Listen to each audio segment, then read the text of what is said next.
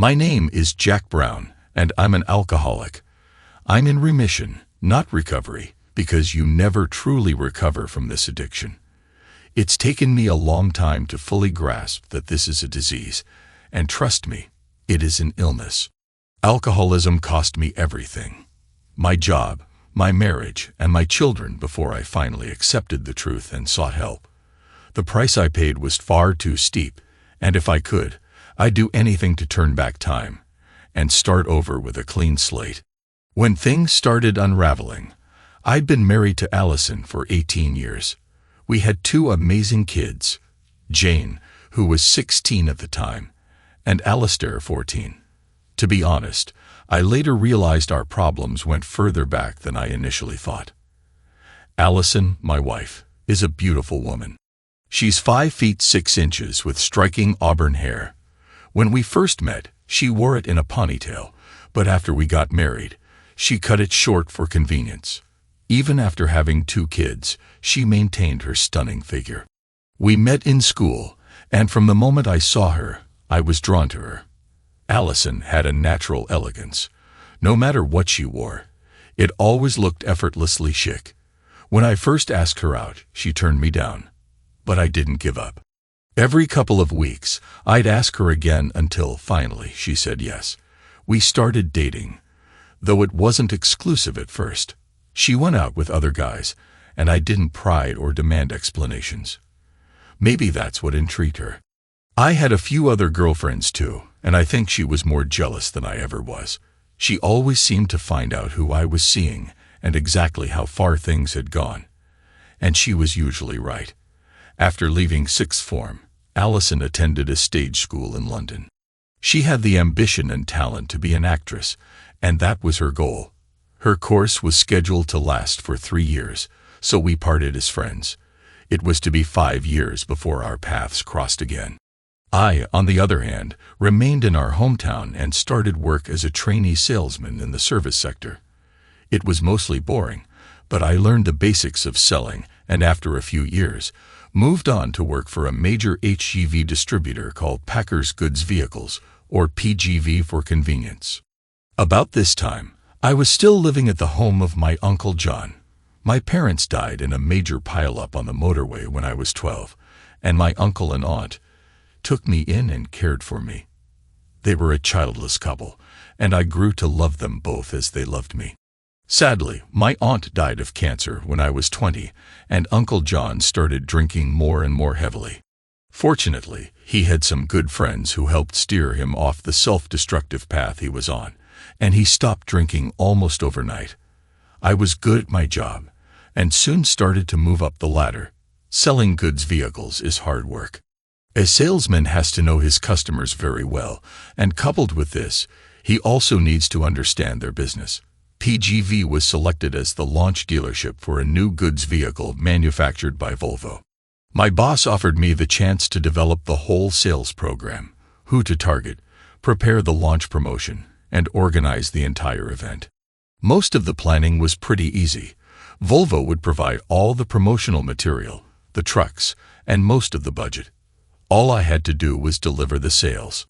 The main launch plan I developed was a sort of track day, but instead of fast cars, we would have 2 of the new wagons on static display and 2 more available for our customers to take out on the track, ungoverned.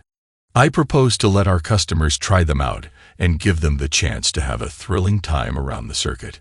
My boss accepted this plan but wanted some models to decorate the static vehicles and tempt the customers to stay on and enjoy the day.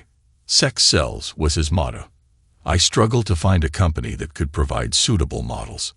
Then I remembered Allison. We had kept in touch and even dated occasionally when she was at home visiting her parents. We got on well together, but the trouble was her career was London-based, and she was reluctant to give up her lifestyle. She had attended stage school, and her ambition was to be an actress.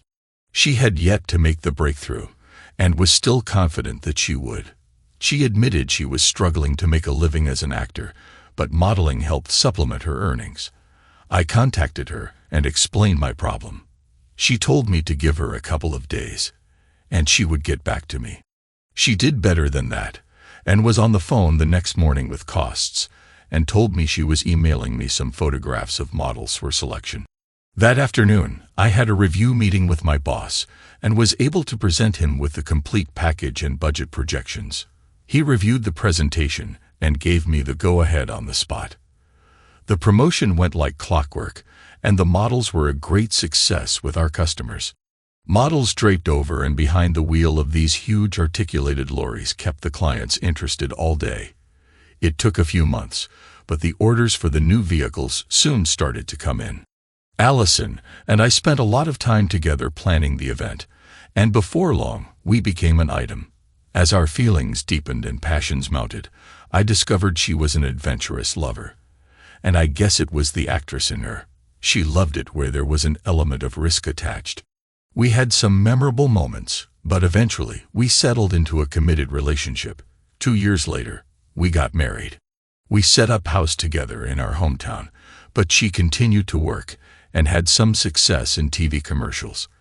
Things were starting to look up for her when she got cast in a daytime TV soap as a character that provided the other actors a foil to work against. Then she got pregnant with Jane. She was at a loss to understand how it happened since she was on the pill, but the doctor told her that even the pill wasn't 100% foolproof. Allison was worried that the soap producers would cancel her contract, but to her surprise, they wrote her pregnancy into the storyline. Her part suddenly started to grow, as did her belly.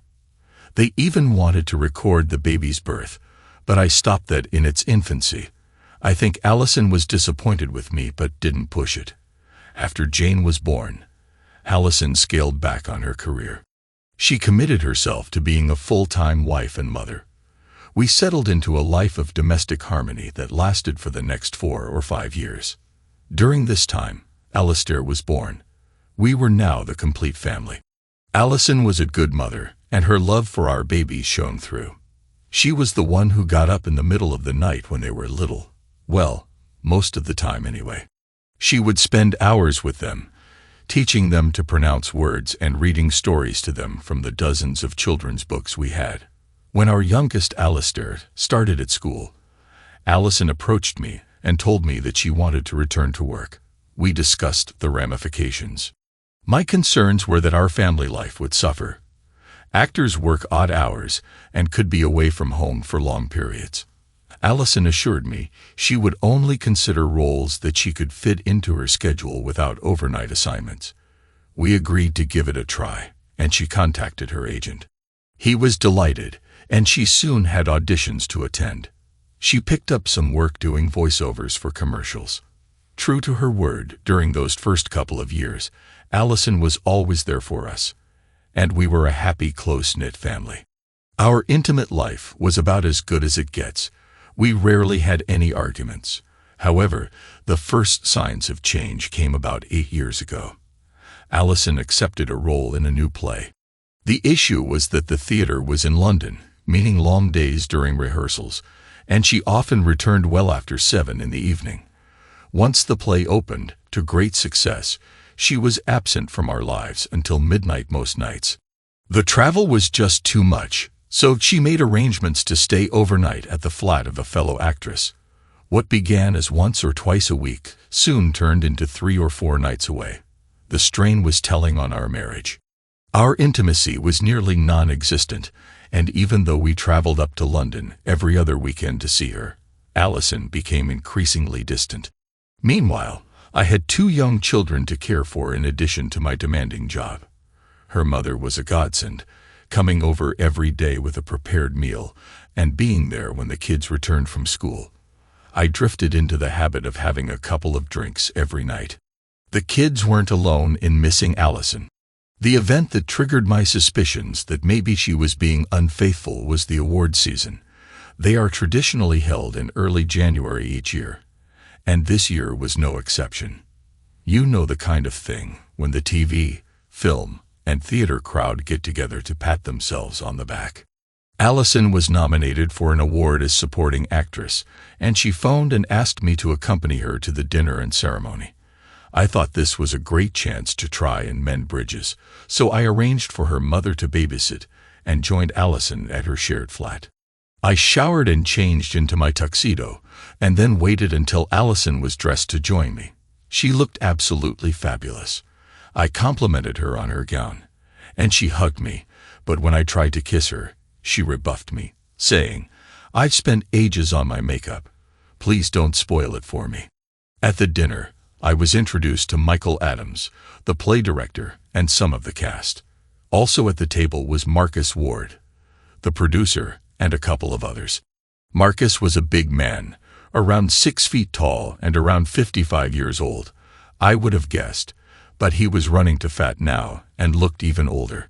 The dinner and the awards went on, but finally it was over.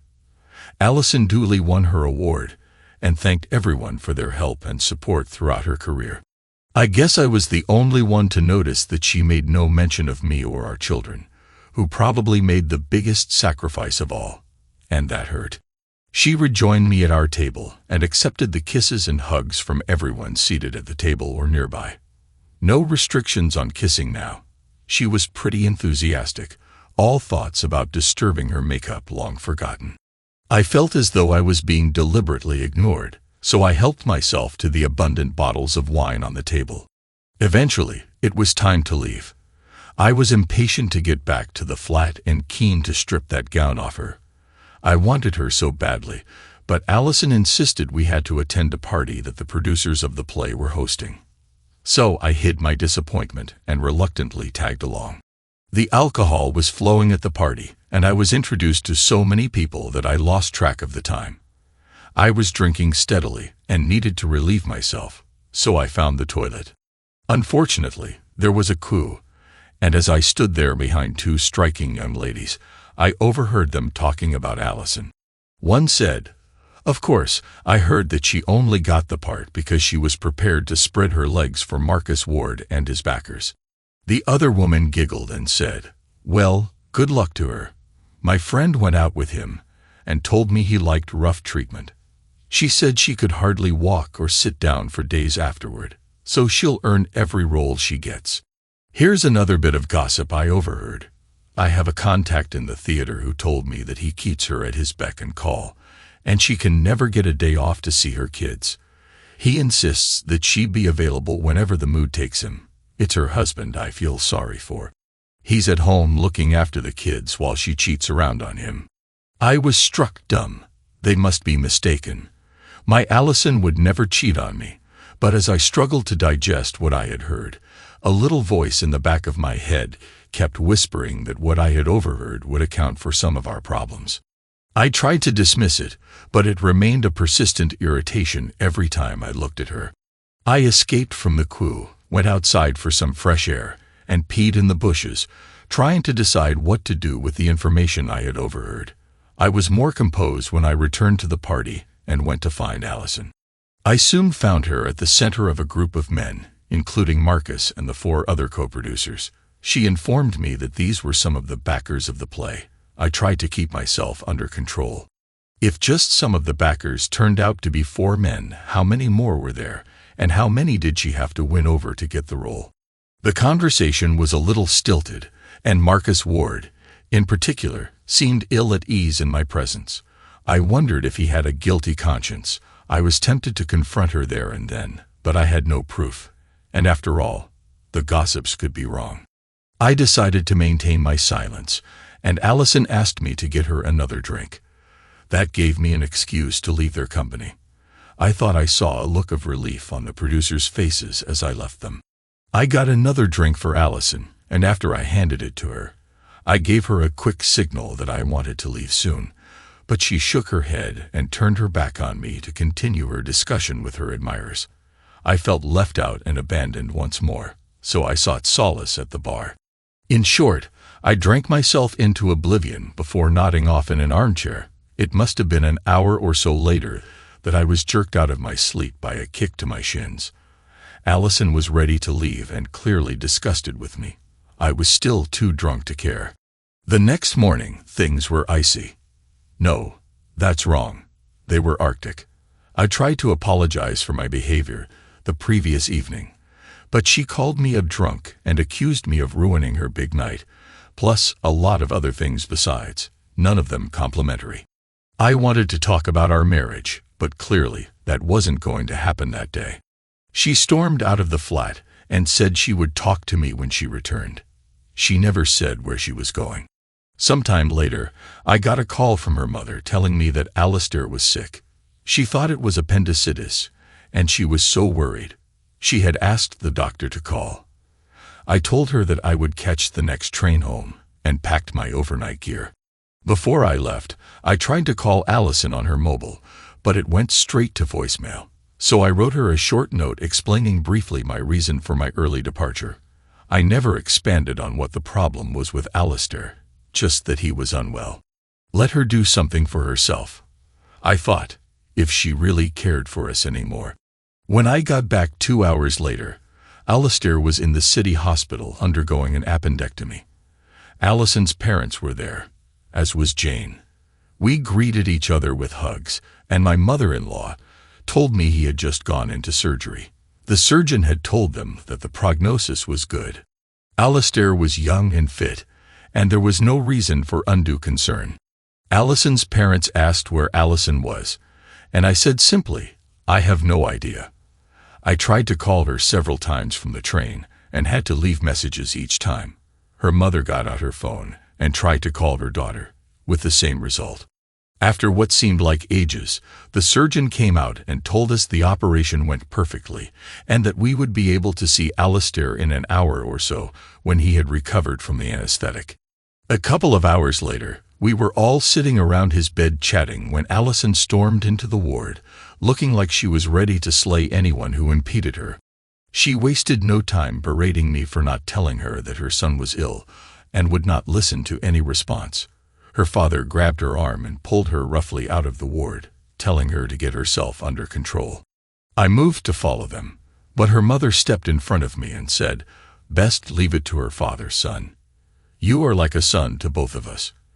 And maybe a few home truths from her dad will be more effective this time."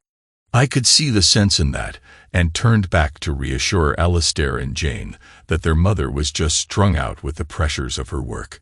10 minutes later, a contrite Allison came in and apologized to everyone for her behavior.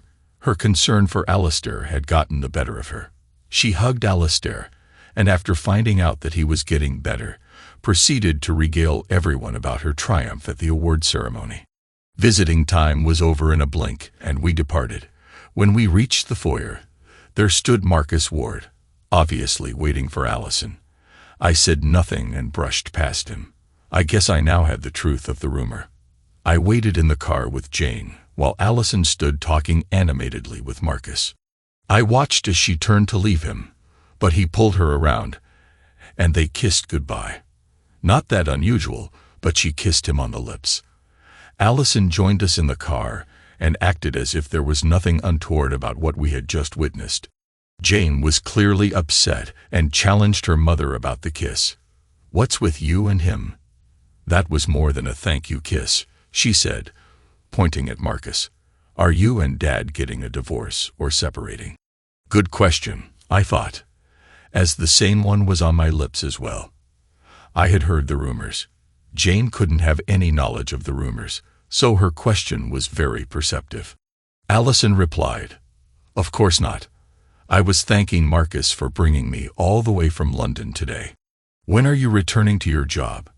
I asked, because I think Alistair needs you here at this time.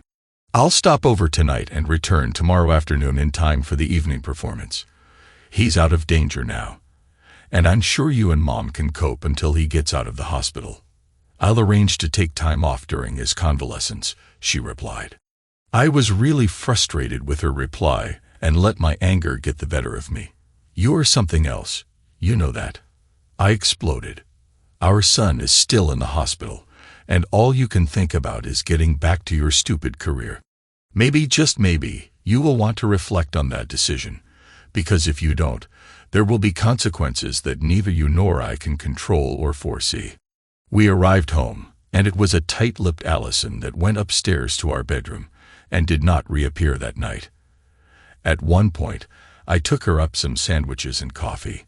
I knocked on the door, and she opened it and took the tray from me without comment. She had her phone to her ear as she took the tray and closed the door in my face. I slept in Alistair's bed that night, and for the next few nights as well. In the morning over breakfast, Allison informed Jane and me that she had reconsidered and decided to take a sabbatical from the play until Alistair was fully recovered. She also made it very clear that she was doing this under duress, and that I was the one being held responsible. Over the next few weeks, Allison tried very hard to make things right between our children and her. I never went back to our bedroom, and never tried to get intimate with her.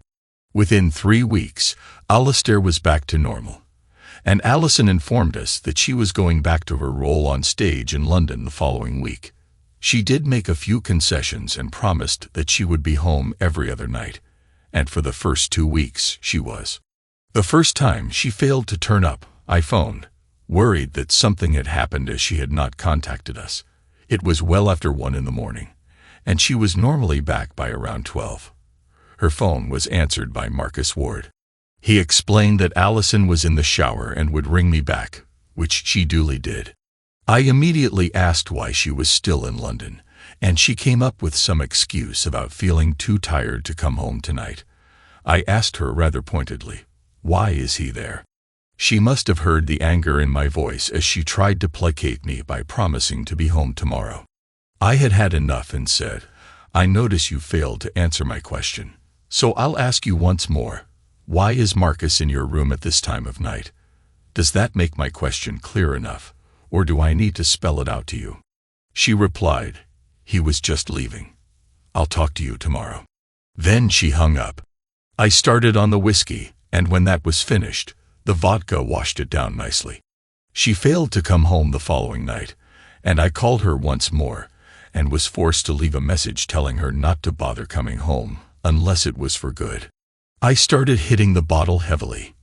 In hindsight, it was clear that I was simply running away from confronting the problems with my marriage. It was easier to drown my problems than face up to them. My marriage may well be over soon. This habit grew, and I was drinking a bottle of spirits every night after the kids had gone to bed.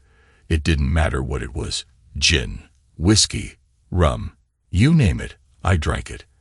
Allison eventually returned home one night after the show and found me passed out in the chair. The empty bottle was still clutched to my chest. She went ballistic and accused me of being totally irresponsible. What if something had happened, like a fire or something? I was still half drunk as I mumbled something in response to the effect that if she was at home more often, the situation would not have arisen. All hell broke loose after that. She was livid and went to bed.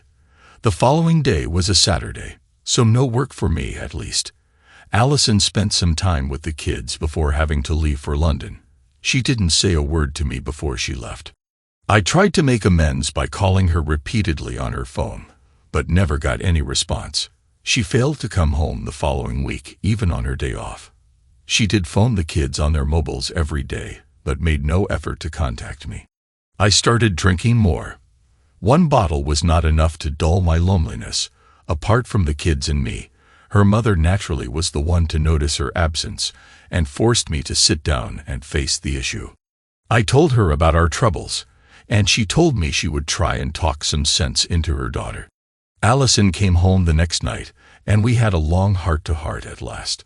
I don't know what her mother said to her, but she was in a far more conciliatory mood. She accepted that her present job was the root cause of our problems, and told me that she had decided to quit.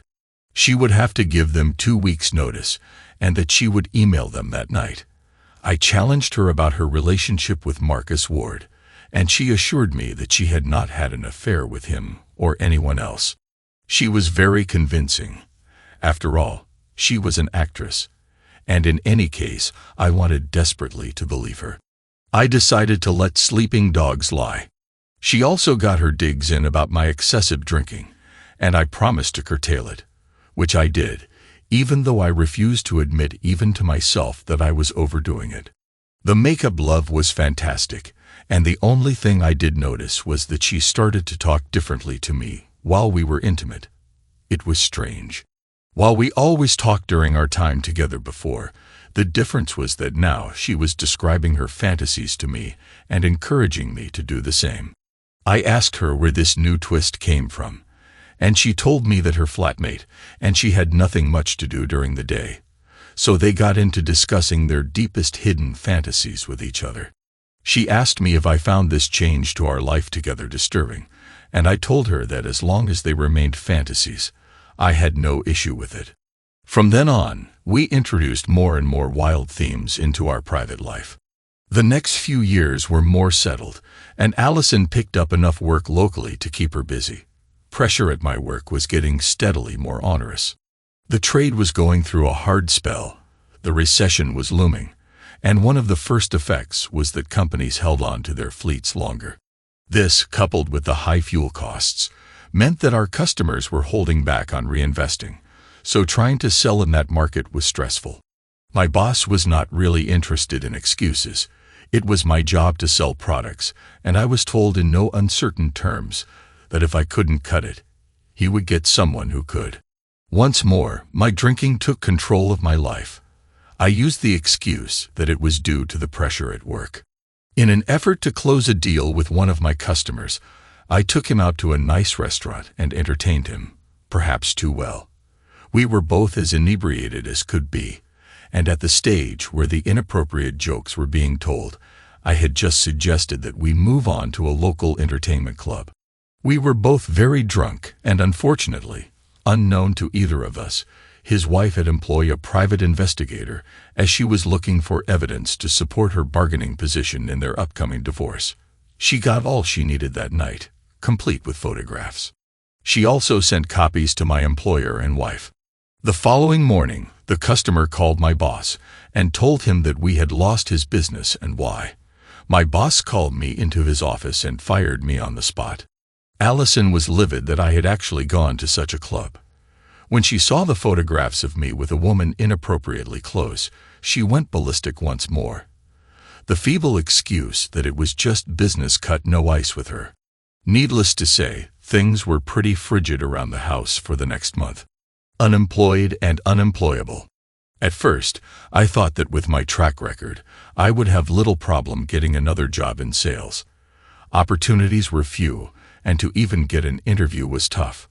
I had a couple of really good interviews and thought I had a good chance of securing the job, but each time I got knocked back. The word had gone around about my drinking, and my self-confidence suffered. I got into the habit of having a few wind-down drinks each night. Allison still wasn't very responsive to me, so my few drinks soon became more, much more, and I was left to sleep on the couch more often than not. Allison gave up trying to stop me from drinking. I wouldn't have paid any attention anyway. Our marriage was heading only one way, and I was too out of touch to realize it. The children were in their mid-teens when Allison was offered a role in a new late-night drama series, or adult soap opera. This soap differed from the usual day or early evening format, as it was to be broadcast after the watershed hour of 9 o'clock in the evening. This enabled the writers of the storyline to embrace far more mature themes. Allison's role was to be the provocative temptress, the one who flirts with other women's husbands, dresses daringly, and exudes appeal. Allison played that kind of part extremely well. After all, it almost came naturally to her. All through our marriage, Allison had played up to all our male friends. The doubts I had about her fidelity resurfaced when I discovered that the series was to be produced by none other than Marcus Ward.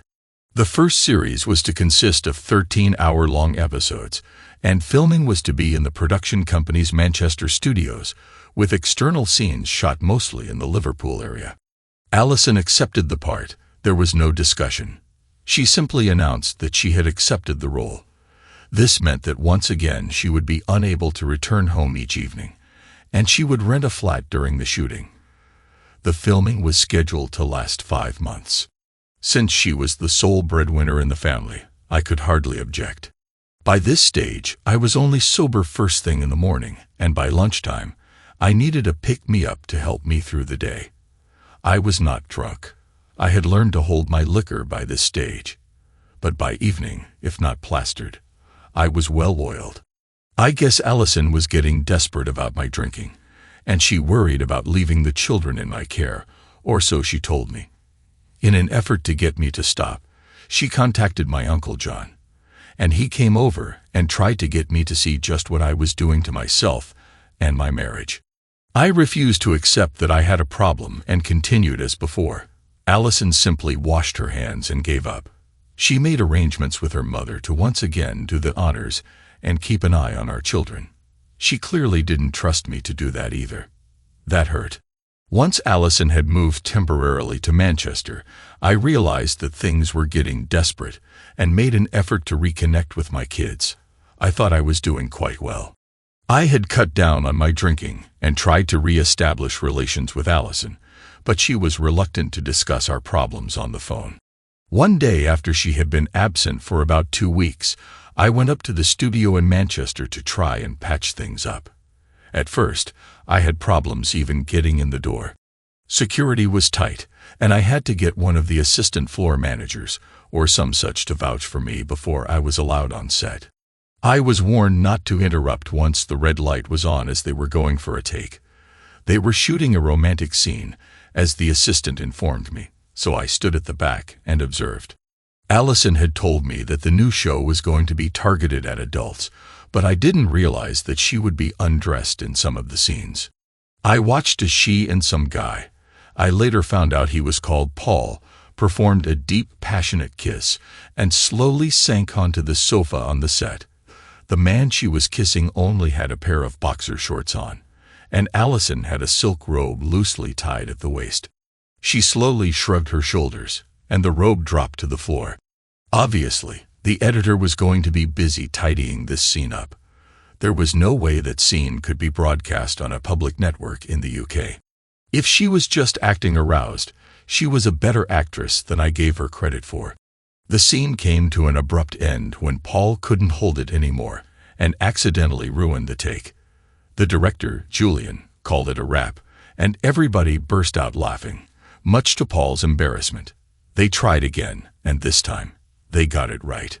Julian had to call cut again before the pair slowly drew apart and smiled into each other's eyes. A blind man could see the look between them as he pulled her to her feet.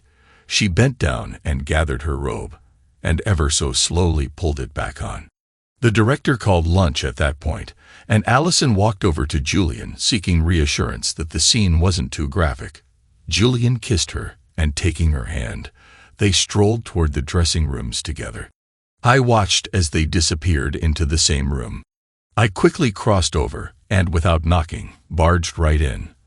I saw them in the act of passion.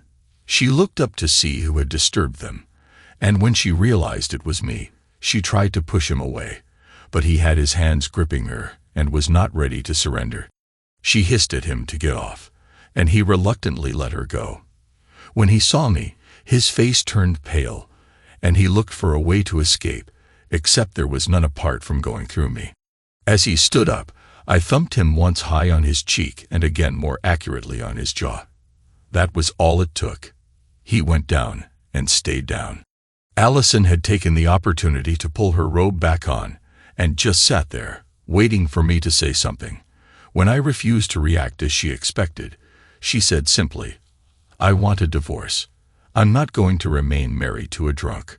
Just so you know, he is not the only one who has been benefiting from your failure to perform lately, but he is the best one so far." So there you have it. I had lost, first my job, now my wife. In the weeks that followed, I was served with the divorce papers. I was drunk most of the time, and stupidly signed anything put in front of me. I found out later that because I neglected to get, I even lost visitation rights to my children, as her lawyer successfully argued I was an alcoholic and not a fit person to be in charge of their welfare for even a short time. I tried to phone them, but she had changed the numbers or something. I was depressed, so I drank, and the more I drank, the more depressed I became. My final indignity, this happened some weeks later, was to find myself on the street with the down and outs. We were sharing a bottle someone had acquired when a crowd of young lads started in on us, and in our drunken condition, we were in no state to defend ourselves. My abiding memory is lying in a gutter, bleeding from several cuts, and being humiliated by the youths. Drunk I may have been, but not so drunk that I didn't recognize my own son standing to one side, watching as his father lay there. Eventually, the police and ambulance came, and I was taken to the hospital. I was kept there for a few days to allow my injuries to heal. The first morning after I was admitted brought my Uncle John, and I was subjected to more than a piece of his mind. He tore a strip off me, and when he was finished and started to leave, I called out, "Please, Uncle, I need help. I know that I spurned your warnings in the past, but I finally realized that I have major problems, and I am begging you to help me." He paused and looked at me reflectively, as if trying to decide if I was worth the effort. Thank God he did, and proceeded to tell me what I needed to do. He told me that it was a hard road that I was embarking on, but promised me support would be there when I needed it. His final words to me that morning were, "In the final analysis, it is all down to you. You have to want to get your life back on track, more than you want to find the solution at the bottom of a bottle." I won't bore you with the details. Suffice it to say, he was spot on. It was hard, far harder than I had thought it would be. But with the continuing support of friends and others, I have managed to stay away from alcohol for 15 months now. As I said at the beginning, I am in remission, not recovering. I am still tempted every time I see people laughing and drinking, but so far I have resisted the temptation. I know what the consequences would be if I succumbed to my weakness. When I was fit enough to be released from the clinic, Uncle John allowed me to return to my old flat in the basement of his property. His home was a ground-floor flat in a Victorian villa. Once a proper family home on 3 floors, it had been converted into 3 separate flats years ago. My aunt and uncle had originally just purchased the ground-floor flat, but when the opportunity came along, they'd purchased the basement flat as well when it came on the market.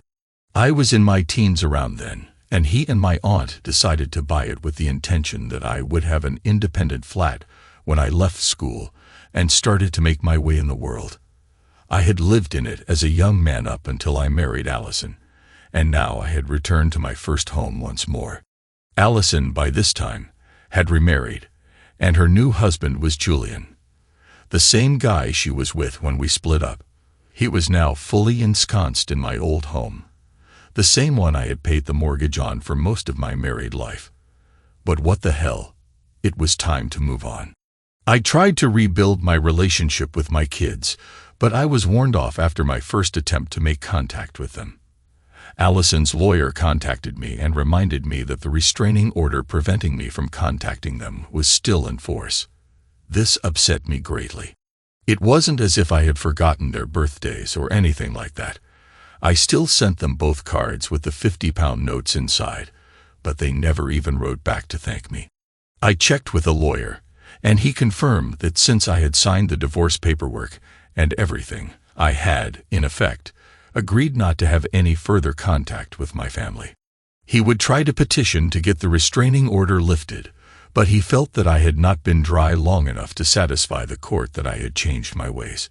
Uncle John had also provided me with a job working with him at his taxi courier company. I manned the phones to start with, and also helped with the logistics of running a taxi fleet. One day, a few months after I started working for him, he was a driver short for a wedding job, and he asked me to drive one of the cars. I was more than happy to. Luckily, my driving license was still intact. God knows how. I have never even had to face the dreaded breathalyzer, and I had certainly been well over the legal limit on many occasions during my previous employment. After that, he started using me to cover peak hours or sickness absences, and I got to enjoy it. Saturday nights were one of my favorite nights. Watching how people behave when they have had a few too many was enough to reinforce my new teetotal lifestyle. I had been dry for about 12 months when Uncle John sadly passed away one night in his sleep. His funeral was attended by so many people that the crematorium was not large enough to hold them all. I was his only living relative, and he left everything to me. Suddenly, I was in full charge of a business and responsible for the livelihood of around 30 staff. I took my time and kept the business running more or less in the same fashion as before. I had some ideas about how to make the operation more efficient, but hesitated to change what was a successful business. Some months before he passed on, Uncle John had employed a divorced woman who had a young child to support. Her name was Sally Dean, and she was employed to look after the payroll and accounts.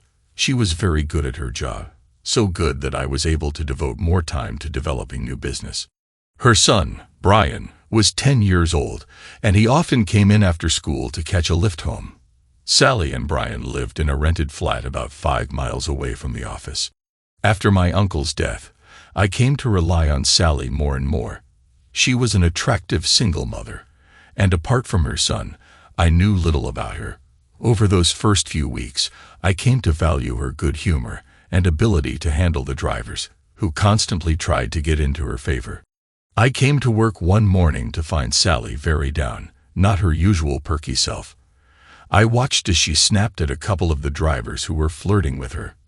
Normally, Sally would give as good as she got, and I knew the guys respected her and liked her.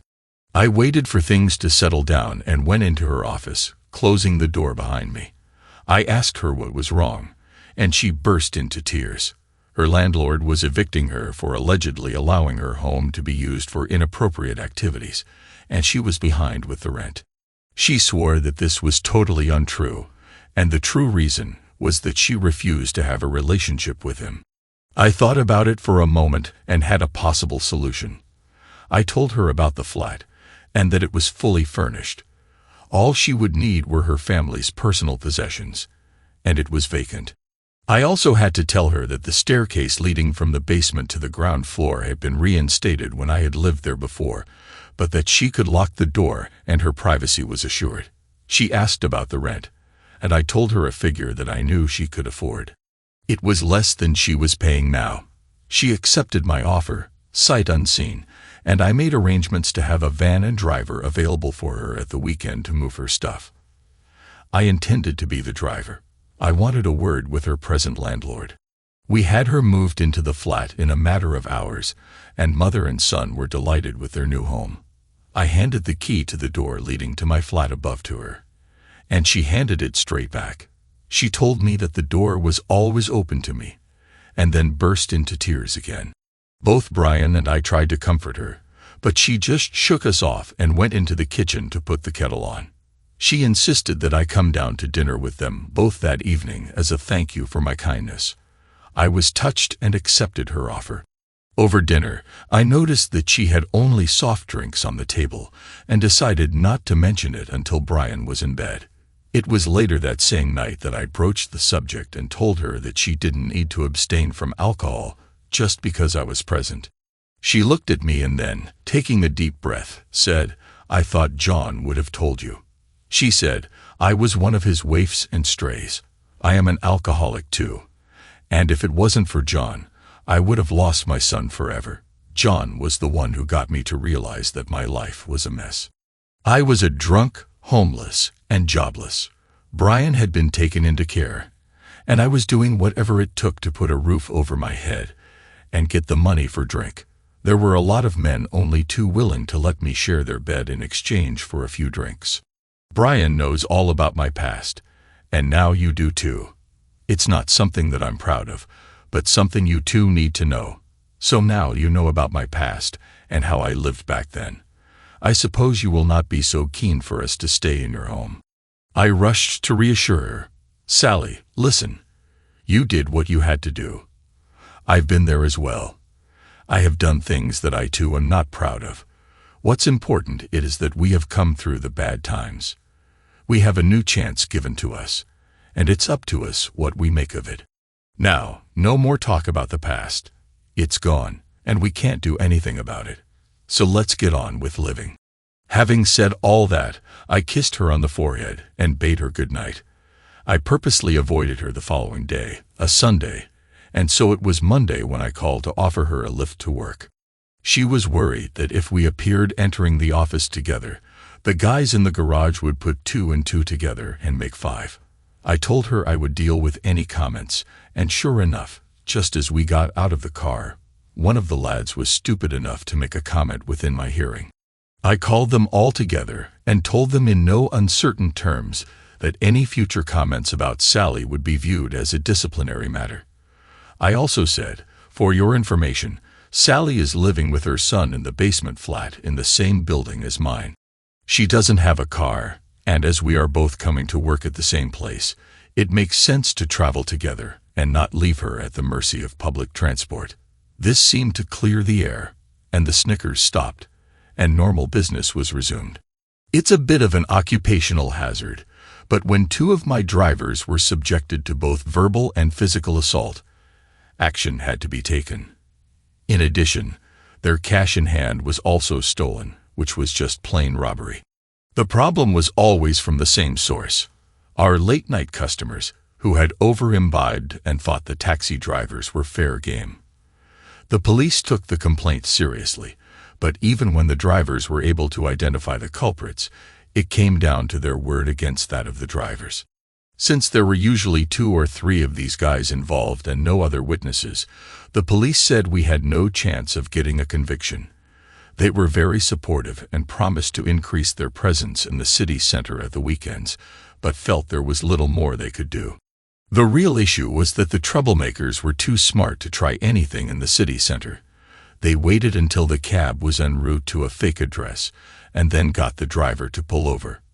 That's where the assaults took place. I decided to do something to protect my staff, so I arranged for small CCTV cameras to be mounted inside the vehicles. I also had prominent stickers placed in the cabs informing customers that they were being taped. I had the cameras linked to the rear doors of my cabs so that when the customers opened the door to get in, the camera started recording. I briefed the drivers on the new security measures and stressed that I was not trying to catch them out, only to ensure their safety. I even told them that I would be taking a cab out the following Friday evening and would work the complete shift with them. True to my word, I worked the shift that Friday evening.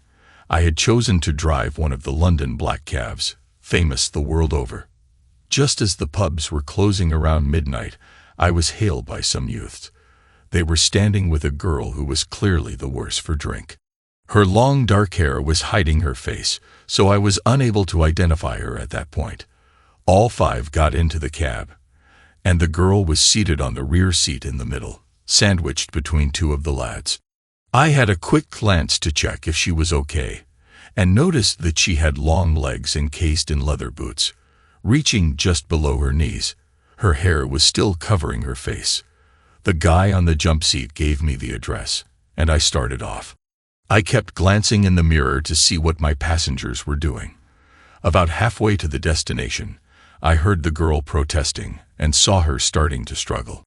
I immediately slowed down and ordered them to stop bothering her.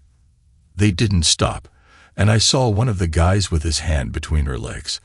I stopped the cab and turned around when one of them said, "Look, this woman has been teasing us all night. Now she's going to get what's coming. Just take us to our destination, and we'll let you have a chance with her as well." I was getting furious now, and looked again to see one of them groping her. All the while, she was crying, begging them to stop. One of the guys pushed her hair away from her face, and I gasped. It was my daughter Jane. They were assaulting. I couldn't take on all 4 of them, so I thought quickly and resumed driving.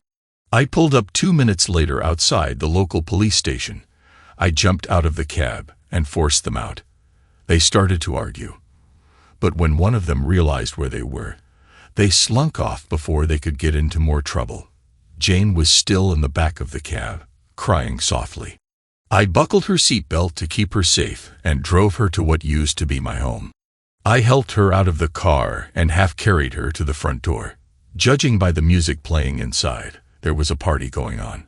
I banged on the door and the front window to get attention. Finally, the door opened, and standing there in his underpants was Allison's husband, Julian. I pushed past him and headed upstairs toward Jane's bedroom.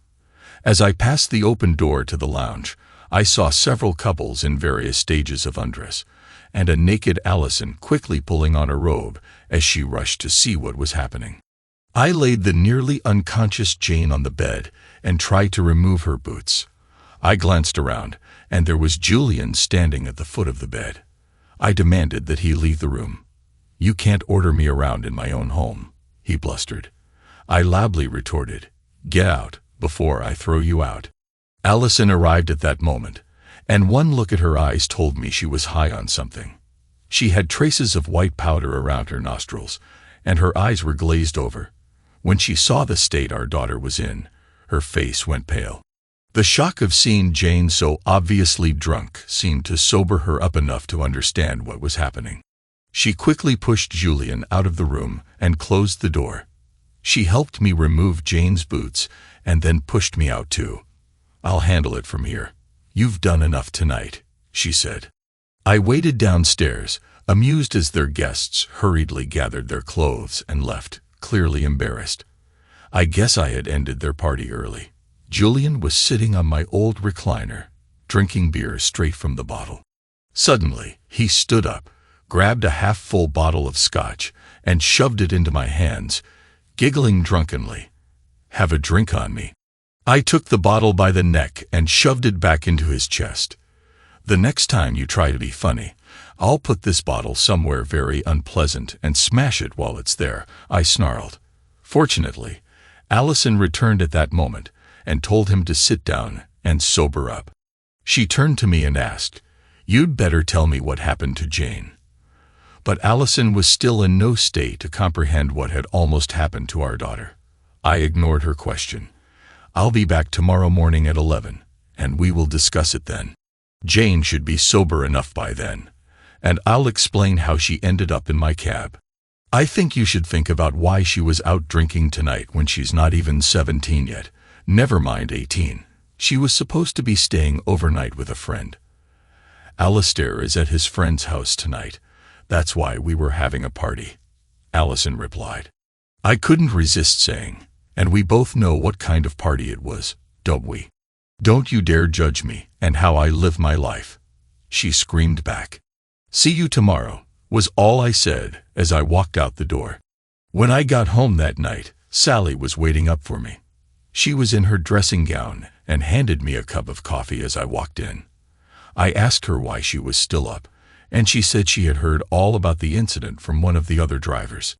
Ours is a close-knit business, and word travels fast, but I was surprised to hear that Sally was part of the grapevine. We sat and talked for some time as I explained what had transpired. We discussed it, and she thought I had handled it well. We were sitting on the couch, so close we were almost touching. I could feel the warmth emanating from her dressing gown, which barely concealed her form. I leaned toward her and kissed her softly on the lips. She wrapped her arms around my neck, pulling me into a tight embrace. The growing attraction I felt for her was clearly mutual. I asked if she was sure she wanted to continue, and she nodded, but said, "I think the bed will be more comfortable than this couch." I took her hand and led her upstairs to my bedroom, where we wasted no time enjoying each other's company. By the time we were done, we were both sweating as if we'd been in a sauna. We kissed some more, but then she practically jumped out of my arms when her son, Brian, casually strolled into the bedroom. "So, this is where you are. I looked everywhere downstairs and couldn't find you," he said with a touch of reproach in his voice. He then looked at us more closely and asked, "Why aren't you wearing your pages? You always wear them when you sleep in your own bedroom." Sally burst into giggles and told him to go make himself some cereal, promising she'd be down soon. After he left, she jumped up, ran into the bathroom, and had a quick shower. When she emerged, I was still lying in bed. She told me sternly, "Don't think you've gotten away with it this time. You'll have to explain to Brian why I was in your bed and not my own." And she left me to do just that. I cobbled together some explanation, but I could tell it wasn't getting through to him. So, I decided to go with the truth. "Brian, when a man and a woman care about each other a lot, they kiss and cuddle, and sometimes that leads them to share their bed and comfort each other." I was floundering, hopelessly out of my depth. The truth is difficult to explain to a 10-year-old. Brian thought about what I said, then asked the question I dreaded. "Why weren't you or Mummy wearing any clothes?" At that point, Sally, who had been listening to my explanation from the kitchen door, laughing quietly, finally stepped in to save me. She explained, "Sometimes money gets sad and lonely after you go to sleep, and last night, Jack made me feel better." Brian seemed to accept this and wandered off to play with his toys. Sally usually went into the office on Saturday mornings to check the cash and bank it. The drivers were responsible for keeping it safe overnight and dropped it off at the start of their next shift or first thing Saturday morning. I dropped her and Brian off and made my way to my meeting with my wayward daughter and ex-wife. Before I left for my confrontation with my ex-wife and daughter, I asked Sally to download the camera evidence from the previous evening onto a DVD and then edit out all the other excerpts, as I was only interested in one journey. Clutching the DVD, I drove to my old home and arrived right on time for our meeting. Allison opened the door before I had a chance to ring the bell. She was wearing jeans and a t-shirt, and I had a brief thought that she looked poised and elegant, even in jeans. She invited me into the lounge, where I was greeted by Jane and Julian, sitting there, waiting for me to begin. I considered my next move and abruptly ordered Julian out of the room. He was not happy and started to protest, but I said firmly, "This is a family matter, and as Jane is my daughter, not yours, it's none of your business, so get out, or I'll throw you out." He started to protest again, but Allison whispered to him, and he went, dragging his feet. "Before we discuss what happened to Jane last night, I have a short video you both need to watch," I said. "We can talk after that." I inserted the DVD and switched it on.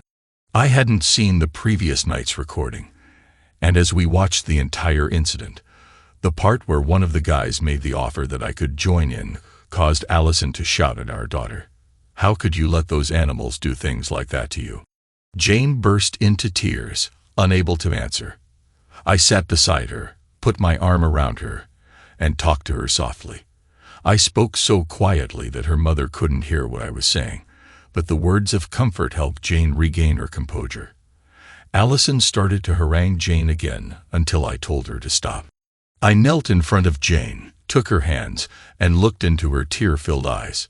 "With my history, I am the last one to judge you for what happened last night, but take it from someone who knows. Alcohol can be a good friend to some, but it's a terrible master. It cost me my marriage and my family. I'm not telling you not to drink, because I know that would be pointless, but you have to understand that there are people out there who will take advantage of you. If you're going to drink, make sure you're with people who you trust and who will look out for you." Standing up, I turned to Allison and said, "You have legal custody of our children, and strictly speaking, I shouldn't even be here. The restraining order is still in place, and I could be arrested for violating it. You need to decide what to do about last night, but if you want my advice, talk to Jane about drinking and drugs. Don't preach to her. You're in no position to do that anyway." Before Allison could reply, Jane looked at both of us with a frown and said, "Restraining order? What order? I've never heard of this." I replied, "Before the divorce was settled, your mother was granted an order preventing me from coming anywhere near you or your brother. Don't blame her for it. I was an alcoholic and incapable of taking care of myself at the time, and she was worried I'd do something stupid. That's why I haven't approached you or Alistair since then. But I have kept an eye on you both. I've been to your hockey games, though you never saw me. I made sure of that. Please don't think I don't care about you, because I do. Very much. I've never missed one of your birthdays since I got sober, but since you never responded, I assumed you didn't want me in your life anymore." Turning to Allison, I said, "I want you to petition the court to have the restraining order lifted. I want shared custody and to be a part of their lives again." "Over my dead body," she responded angrily. "You're an alcoholic, and once an alcoholic, always an alcoholic. I'm not letting you anywhere near my children." "Allison," I said tiredly, "people in glass houses really shouldn't throw stones. How do you think the children's panel will react to your current lifestyle? If you don't do what I'm asking, I will be forced to use what I know to apply for full custody of the kids." I was bluffing, but she didn't know that. I have no real information beyond what I saw last night, but are you willing to take that risk? I don't believe you. You've got nothing on me, she cried vehemently. Try me and see if you're that confident, I retorted. But you should also consider how your employers and the public would view your social activities. I turned to Jane and said, sorry you had to hear that, but you're old enough to know what's been going on when you and Alistair were sent to stay with friends. Jane replied, yes, we're both very aware of what's been happening. Julian gives me the creeps. He's always trying to catch me when I'm getting dressed. I started locking my bedroom door when he's around. Allison turned on her daughter. What do you mean? Are you saying he's made improper advances toward you? Not yet, but I take precautions to make sure I'm never alone in the same room as him. You must have noticed that he looks at me in a way that's wrong. If it weren't for Alistair last week, Julian would have barged in on me while I was in the bath. Alistair caught him trying to open the bathroom door with a screwdriver. Allison screamed, I don't believe you. You're just trying to cause trouble for us. He's done everything to make you like him. And this is how you repay him. By making vile accusations and trying to ruin his reputation. Enough, I ordered, regaining control of the conversation. I turned to Allison and said, you have some serious things to discuss with your husband. And as for you, Jane, I believe you. If he ever does anything inappropriate again, call me immediately. I'm going to have a word with him before I leave. Now, go to your room. I need to talk to your mother and Julian alone. Jane protested, wanting to be present for the discussion, but I overruled her, and she left, surprisingly without much resistance. As she walked out, Julian entered the room. Allison immediately confronted him, accusing him of trying to seduce her daughter. Julian denied it vehemently, and, in a disgusting twist, claimed that Jane was the one teasing him, showing flashes of her underwear. I lost my temper and lunged at him. But he jumped back, and only Allison's intervention stopped me from doing serious damage. She ordered me out of the house, and I reminded her that, legally, I still had a claim to it. She quickly reminded me that I had signed it over as part of the divorce settlement. You tricked me into signing it, I countered. She laughed in my face and simply said, prove it. Prove it indeed. I had no way to do that, but in her present circumstances, I knew that she was vulnerable, so I replied, look, if you fight me over the issue of access to my kids, I will make life very difficult for you. I have plenty of money to drag you and your lifestyle through the courts for as long as it takes. I will also apply for a review of the divorce settlement, claiming that you coerced me to sign the papers after pressuring me with intoxicating liquor. I don't really want the house or the money. I have enough of that thanks to my Uncle John. But if you don't resolve the access issue, it will be a severe court case. I promise you. The tabloids will love it. She pondered for a moment and then said, very well, I will petition to get the restraining order lifted and agree to you seeing the kids as often as they wish. Will that suffice? That's all I want from you. But I said, pointing to Julian, had better keep away from Jane, or there will be trouble. I felt a lot better for getting that off my chest, and more importantly, I had persuaded her to make the concession I craved. Things moved on. My relationship with Sally had blossomed. We were now openly living together in my flat. Brian still had his own room, but now it was upstairs. I came to love him just as much as I loved his mother. We did all the things families do together until one day he floored me by asking, why didn't you marry my mother so that you could really be my daddy? His innocent question caused me to stop and take stock. I realized that he was right. I loved his mother. I loved having him around and teaching him how to do his homework. There was no good reason not to get married. I reflected that I had been pretty selfish, sharing my life and bed with Sally. It was a pretty one-sided partnership, and she had never once dropped any hints that she wanted to formalize our relationship. I took her out for dinner one evening shortly afterwards, and when dinner was over, we went for a drive to the coast. I parked on the clifftop, and we watched the sunset over the sea. I waited until it was almost gone, and drew the little box out of my pocket. Taking her hand, I asked, "Sally, I love you more than I can put into words. Please, will you marry me?" She looked me straight in the eyes, and I could see the tears welling up in hers as she pulled me close and whispered, "Yes. Oh God, yes." She opened the box, withdrew the ring from its little holster, and asked me to put it on her finger.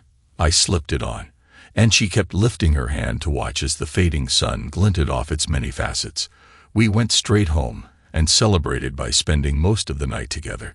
We announced the news to all the drivers the next day, and they were pleased for us. I phoned Jane, and she was surprised that I had found someone else. She asked if she could come and meet Sally, and I of course said yes. She brought Alistair with her, and I gathered from the conversation that Sally had briefed him on why I had not been to see them. Things were awkward at first, but gradually he came around. The next few weeks were busy. We both wanted a quiet wedding, and arrangements were made for a local registry office wedding. Apart from Brian, only Jane and Alistair attended. The service was short, and we celebrated with a couple of drinks and a nice meal.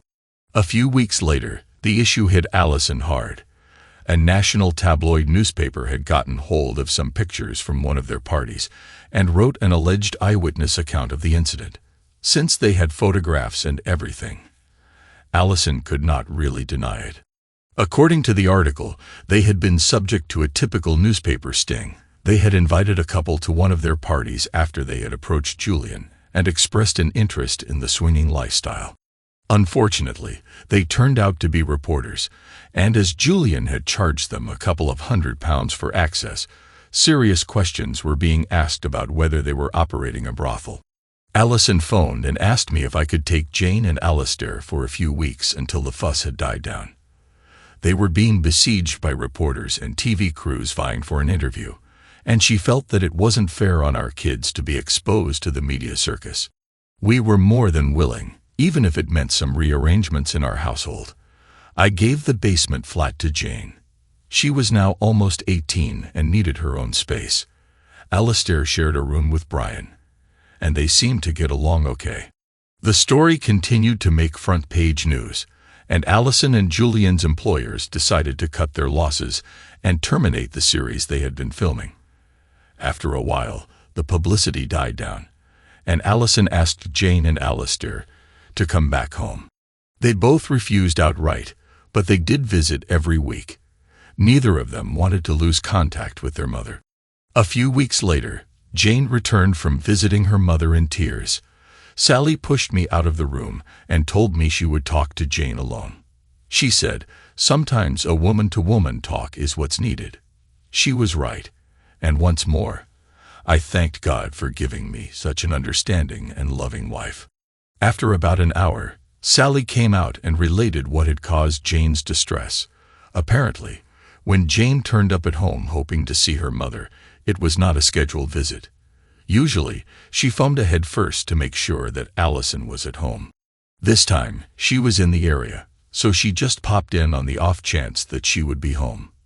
The front door was being guarded by a large man who refused to let her enter.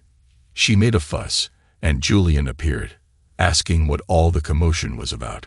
When he saw Jane, he smiled and invited her to join them, saying, "Come on and see how your mother and I make our living now that your father has messed up our careers." She entered the lounge to see her mother, unclothed, with two men at the same time. There was not a lot of space, as there were film cameras dotted about recording the action. She tried to back out of the room, but Julian was standing right behind her, blocking her exit. "We have started making these adult movies in response to public demand, and your mother is in high demand right now," he said, grinning. "You see, the public is tired of these glossy, contrived videos. They want realistic films that look as though they are shot by amateurs, depicting real-life married couples engaging in intimate activities. Your mother certainly fits the bill on all counts. This movie is supposed to be from one of our parties. That was before your father tipped off the press and ruined our lives." Jane tried to push past him, but he grabbed hold of her and forced her to watch her mother in action. The two men changed position, and another woman joined them. Jane tried once more to escape from Julian's grasp, but he restrained her, whispering that he could arrange for her to join in and help her mother out. At that, she pressed down on his shin and foot, and he released her, howling in pain. June took her opportunity to escape and came straight home to us. I was furious and stormed out of the house, driving to my ex's home to confront Julian and Allison. Lucky for me, they must have finished for the day, as it was only Julian who answered the door. I brushed past him and entered the lounge. It was tidy and clean. There was no evidence to support Jane's claim about what had taken place there earlier. Julian stood at the door, grinning like a cat that had just gotten the cream. He must have been expecting my arrival and had cleaned up all traces of the inappropriate activities witnessed by Jane. "Can I help you?" he asked, still grinning. "Do you want to borrow a movie or something?" Then Allison joined us. She was fully clothed and acted as though nothing was amiss. I told her what Jane had said she had witnessed, and Allison denied it. When I told her that Julian had suggested to Jane that she might want to help her mother out and participate herself, I saw a flicker of anger cross her face before she recovered her composure and said, "I'm sure that Jane was mistaken. Nothing has taken place here today. I can assure you of that. Jane must be making this up as a way of seeking your attention." This was futile, I thought. Clearly Allison was protecting her husband. As I left, I turned to Julian and said, "If you ever touch my daughter again, I will make your legs very painful and ensure you are never without discomfort for the rest of your life. For your information, I never talked to the press about you and Allison's lifestyle. If I had, there would have been much more scandalous details than what they reported." Turning to Allison, I told her, "I doubt if either Jane or Alistair will want to talk to you anymore. But if they do, it will not happen here or in your husband's presence. Do you understand?" She nodded, and for a second, I thought I saw a little remorse in her expression. The realization that she had called her daughter a liar and had probably alienated her forever might have penetrated her thoughts. I was right. Both Jane and Alistair wanted nothing more to do with their mother. Life went on, and our family business prospered. 3 years had gone by, and I had won some new contracts. The courier side of the business was expanding. Jane entered the business, starting as a courier driver to learn the ropes from the bottom up. I pushed her into business development, and soon we had more business than we could comfortably handle. The business was attracting interest from national players, and we sold out. One of the conditions was that Jane had to transfer with the business, or the deal would be off. She was more than happy to do so, as she had met a man she strongly fancied. We expect to hear wedding bells soon. Alistair is still at university, studying engineering and playing rugby. As for Sally and me, well, we are settled into a comfortable lifestyle and thinking of selling up and moving abroad. The only reason we haven't already done so is Brian. He still has a few years of schooling left, and we are delaying any decision until he decides what he wants. I think he wants to be a fast jet pilot and has joined the university air squadron. It's early days yet, and he has a lot of hurdles to overcome to achieve his ambition. Things did not go so well for Allison. Julian had pissed her off and left her, but not before clearing out the bank accounts of everything he could get his hands on. Suddenly, Allison was broke. Her movies had made some quick money, but Julian had diverted that into his own pockets. She came to me asking for a loan, but I refused. She lost the house as she couldn't afford the mortgage payments. Julian had remortgaged it heavily before he left her. The last I heard was that she was a hostess at some nightclub in London. As retribution goes, it was minimal, but I am happy with the way things had turned out. Thanks to everyone who took the time to listen to today's stories. If you enjoyed it, please consider liking and subscribing if you haven't already. Feel free to share your thoughts on the events in the comments below. Take care.